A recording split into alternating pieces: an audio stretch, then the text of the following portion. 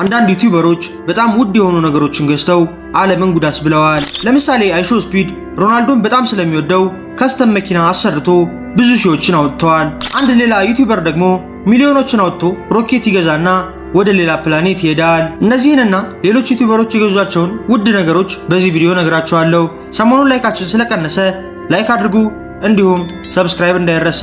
በመጀመሪያም ትንሽ ዶላር ካወጡ ዩቲዩበሮች እንጀምር። ሚስተር ቢስት የተሰኘው ታዋቂ ዩቲዩበር ይችን ጀልባ ለመግዛት $1 ብቻ አውጥቷል።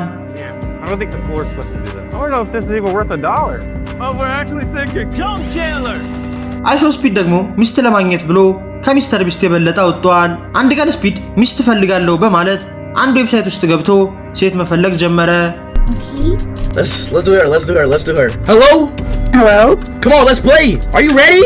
Yeah. What the fuck?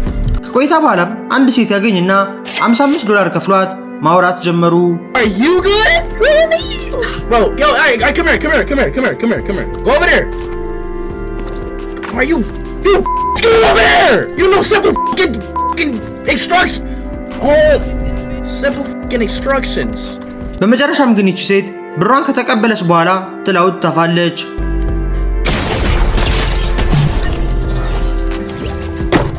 Not bad, I guess. ቀጣይ የምናየው XQC የተሰኘው ዩቲዩበር ደግሞ ስፒድ ያወጣውን 40 እጥፍ ገንዘብ በጣም የሚያስጠላ ልብስ ላይ አውጥቷል። አንድ ቀን XQC ላይቭ ላይ ልብስ እየመረጠ ነበር። ላይቭ ላይ የነበሩት ሰዎችም የሚያስጠላ ልብስ ይመርጡለትና ካልገዛው ይሉታል። እሱም ልብሱ ስለተመቸው ይገዛውና ለብሶ ለሰዎች ያሳያል።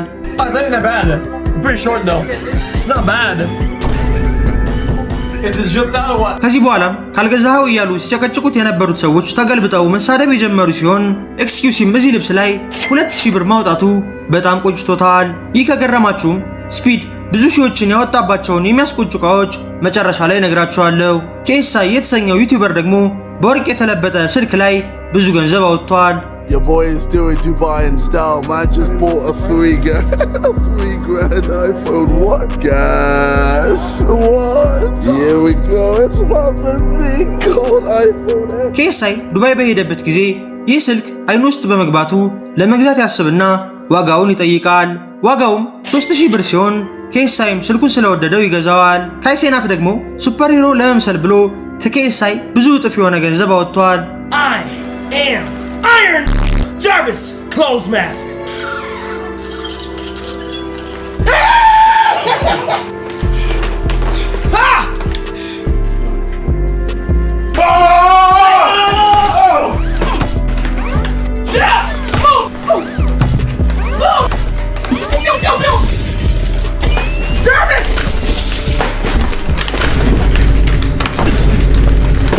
ካይም ይህን የአይረንማን ልብስ $10,000 ነበር የገዛው። ዊስሊን ዲዝል የተሰኘው ዩቲዩበር የገዛው ጫማ ደግሞ በጣም ውድ ቢሆንም ጫማው ግን ጠንካራ በመሆኑ በሰዎች ተወዳጅ ነው። ይህ ጫማ እንደምታዩት በምንም ነገር ብትሰብሩት ነቅነቅ አይልም።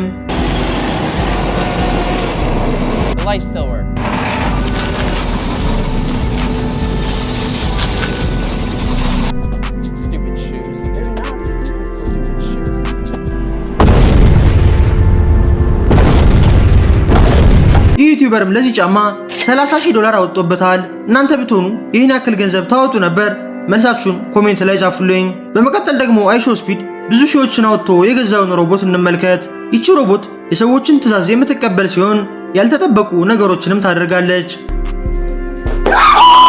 ስፒድም ለዚች ሮቦት $50,000 አወጥቷል። ቲፉ የተሰኘው ዩቲዩበር ደግሞ በማይታመን ዋጋ ማውዝ የገዛ ሲሆን እናንተ እንኳን ብትገምቱ የማውዝ ዋጋ ላይ አትደርሱም። Camera guy, zoom in on that shit. Bro, that's gonna be it, bro.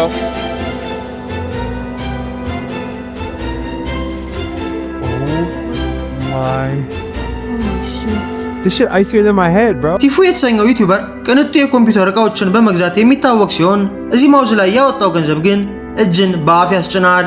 ይቺ የምታዩት ማውዝም ከወርቅና ከዳይመንድ የተሰራች ሲሆን ዓለማችን ላይም እንደዚህ አይነት ማውዝ 50 ብቻ ነው የተሰራው።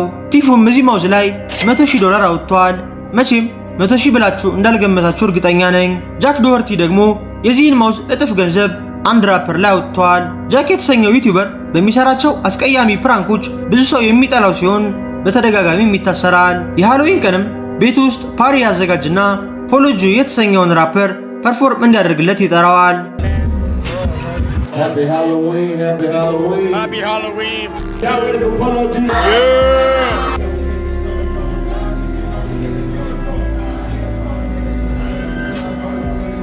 Keep going.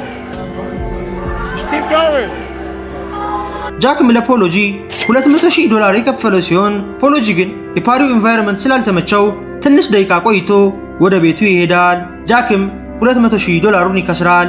ቀጣይ የምነግራችሁ ደግሞ ካይ ሴናት፣ ዱክ እና ፋኔም የተሰኙት ዩቲዩበሮች ለመኪና ያወጡትን አስገራሚ ገንዘብ ነው። እነዚህ ዩቲዩበሮች ከዚህ በፊትም በጣም ቅንጡ መኪኖች ያላቸው ሲሆን አንድ ቀን ግን ለምን ተመሳሳይ መኪና አንገዛም በማለት ላምበርጊኒ ዩረስ ይገዛሉ። የፋንም ላምበርጊኒም ፐርፕል ነበረች። ዱክ ደግሞ በአረንጓዴ ከለር ገዛ። እንደምታዩት ካይ ደግሞ በቀይ ነበር የገዛው። አንድ ቀንም ወደ ጋዝ ስቴሽን ሄደው ለወጣቶች ጠቃሚ ምክር ሲሰጡ ነበር። Look again. Crazy, son. I'm locked in and focused up. I was so focused up. Used to be dead ass broke, bro. With no money, no power, no food at the crib, food stamps. So guess what now? That's the rotten lamb chops, man. እነዚህ ዩቲዩበሮችም እያንዳንዳቸው $330,000 አውጥተዋል። ቀጣይ የምነግራችሁ ዩቲዩበሮች ደግሞ ከዚህ የበለጠ ገንዘብ ለአንገት ሐብል አውጥተዋል። አብዛኛውን ጊዜ ቅንጡ ሐብሎችን የሚለብሱ ራፐሮች ናቸው። ነገር ግን ከቅርብ ጊዜ ወዲህ ዩቲዩበሮችም ውድ ሐብል መግዛት የጀመሩ ሲሆን ለምሳሌም ጄክ ፖልን እንመልከት። ጄክ ፖል W የተሰኘውን ብራንድ ከጀመረ በኋላ በጣም ቅንጡ ሐብሎችን መግዛት ጀምረዋል። ይህ ሐብልም ሙሉ ለሙሉ ከዳይመንድ የተሰራ ሲሆን በጣም ብዙ ሰዎችም ወደውታል። ካይ ሴናት በስጦታ የተሰጠው ይህ ቼን ደግሞ በጣም የሚያምር ሲሆን ካይም በጣም ተደስቶ ነበር። እንደምታዩትም ከወርቅና ከዳይመንድ የተሰራው ይህ ሐብል የካይ 22ኛ ልደቱ ላይ ነበር የተሰጠው። ኬሳይ ደግሞ ብዙዎችን ያስገረመ ሐብል ከአኒሜ ባየው ካራክተር አሰርቷል።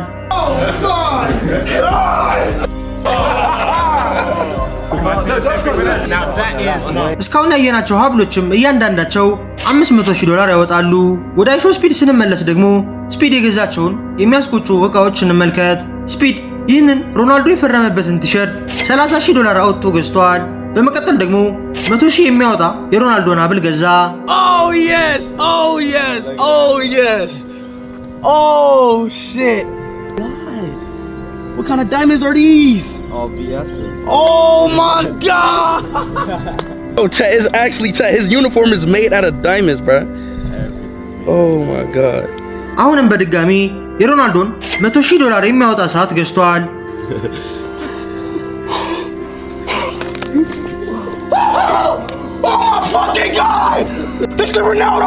ይህ ሁሉ ያልበቃው ስፒድም $100,000 አውጥቶ የሮናልዶ ሙዚየም የሚመስል የስትሪሚንግ ክፍል አሰርቷል። እንደምታዩትም ከበሩ ጀምሮ የሮናልዶ ምስል ያለበት ሲሆን ወደ ውስጥ ስትገቡም ግድግዳው ላይ የሮናልዶ የሆነችው 7 ቁጥር በትልቁ ተጽፋለች። እዚህ ላይ ደግሞ የተለያዩ ሮናልዶ የፈረመባቸው ልብሶችና ኳሶች ተቀምጠዋል። ከቆይታ በኋላ ደግሞ ስፒድ ይችን መኪና የገዛ ሲሆን ሙሉ ለሙሉ በሮናልዶ ከስተም የተደረገች ናት። ስፒድም ይችን መኪና ፈልጓት ሳይሆን የገዛው ስሊፕስ ነበር አሰርቶ የሰጠው። አንድ ቀንም ስፒድ ለስሊፕስ ገንዘብ ቢሰጠውና አንድ አሪፍ መኪና ግዛልኝ ይለዋል። ስሊፕስም ስፒድ በሰጠው ገንዘብ ይችን ሮናልዶ ከስተም የሆነች መኪና ገዝቶ ለስፒድ ያስረክባል። ስፒድም እዚህ መኪና ላይ $350,000 አውጥቷል። እስካሁን ስፒድ ለሮናልዶ ያወጣው ገንዘብ ሲደመርም $680,000 ይደርሳል። ኤጀንት የተሰኘው ትውልደ ኢትዮጵያዊ ዩቲዩበር ደግሞ ከስፒድ የበለጠ ገንዘብ እዚች መኪና ላይ አውጥቷል። $427,000. This is the Batmobile. This green right here. This red one is available. This is new. And then there's a couple of verses in the back. ኤጀንት እና ካይ ሴናት ተመሳሳይ መኪና ሲገዙ በመመልከቱ እሱም መኪና መግዛት ፈለገ። ብዙ ቅንጡ መኪናዎችን ሲመርጥ ከቆየ በኋላም ይችን መኪና ገዛ። My brand new Ferrari SF90. One of the, if not probably the fastest car in this whole establishment. This is the type of shit like I could have never seen for myself. ይቺ ፌራሪ SF90 የተሰኘች መኪናም በጣም ፈጣን ስትሆን $800,000 ወጥቶባታል። ኤጀንትም ይህን ሁሉ ገንዘብ አውጥቶ መኪናዋን ከገዛ በኋላ በፌራሪ ተከሰሰ።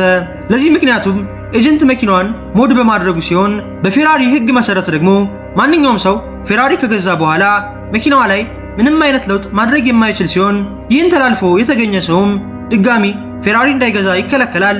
በተጨማሪም የገንዘብ ቅጣት ይቀጣል። 800,000 ያወጣችሁበትን መኪናም እንደፈለጋችሁ ሞድ ማድረግ አለመቻል በጣም ያናድዳል። ቀጣይ የምናየው ደግሞ የጄክ ፖልን ሚሊዮን የሚያወጣ ልብስ ነው። ጄክ ፖል ከማይክ ታይሰን ጋር በነበረው የቦክስ ግጥሚያ ከስተም ልብስ ያሰራ ሲሆን ከላይ እስከታችም ከዳይመንድ የተሰራ ልብስና ጫማ ለብሷል። አጠቃላይም የጄክ ፖል አለባበስ $1 ሚሊዮን ያስወጣል። ወንድሙ የሆነው ሎጋን ደግሞ ከዚህ የበለጠ ገንዘብ የፖኬሞን ካርድ ላይ አውጥቷል። ፖኬሞን የሚሰኙት ካርዶች ብዙ ሺዎችን የሚያወጡ ሲሆን ሎጋን ፖል ግን ሚሊዮኖችን ለማውጣት ወደ ሌላ ሀገር ይሄድና ዓለማችን ላይ ብቸኛ የሆነውን የፖኬሞን ካርድ ይገዛል። Oh no, you did not. Oh my god, bro. ሎጋንም እዚህ ካርድ ላይ $5,275,000 አውጥቷል። ለዚህ ሰውዬም ጠንከር ያለ ጋርድ ሳያስፈልገው አይቀርም። ኩብል ካፕ የተሰኘው ዩቲዩበር ደግሞ ይህን የመሰለ ቤት ላይ ብዙ ሚሊዮኖችን አውጥቷል። ቤቱ ውስጥም ስትገቡ በራሱ የሚጫወት ፒያኖ ያለው ሲሆን እንደምታዩትም የተፈጥሮ ዛፍ ተተክሎበታል። በተጨማሪም ራሱን የቻለ ጂም ቤቱ ውስጥ ያስገጠመው ይህ ዩቲዩበር $7.5 ሚሊዮን አውጥቶበታል። በመቀጠል ደግሞ ብዙ ሚሊዮኖችን አውጥቶ ወደ ስፔስ የሄደውን ዩቲዩበር ልንገራችሁ። ዱድ ፐርፌክት የተሰኙት ዩቲዩበሮች ወደ ስፔስ ለመሄድ ያስባሉ። ከግሩፕ አባላቸውም አንድ ሰው ለጉዞ ይመረጣል። ይህ የተመረጠ አባልም ወደ ስፔስ ሲሄድ የሚያስፈልጉትን ትምህርቶች መውሰድ ጀመረ። Most important thing we do is an actual simulation. So they have this mock version of our capsule. We actually walk through the entire thing just like it'll be on the mission. The whole thing shakes. ከሁለት ሳምንት ስልጠና በኋላም ወደ ዋናው ሮኬት ይገባና ጉዞ ይጀምራሉ። Ladies and gentlemen, we're on a rocket! 1 engine. Light the candle!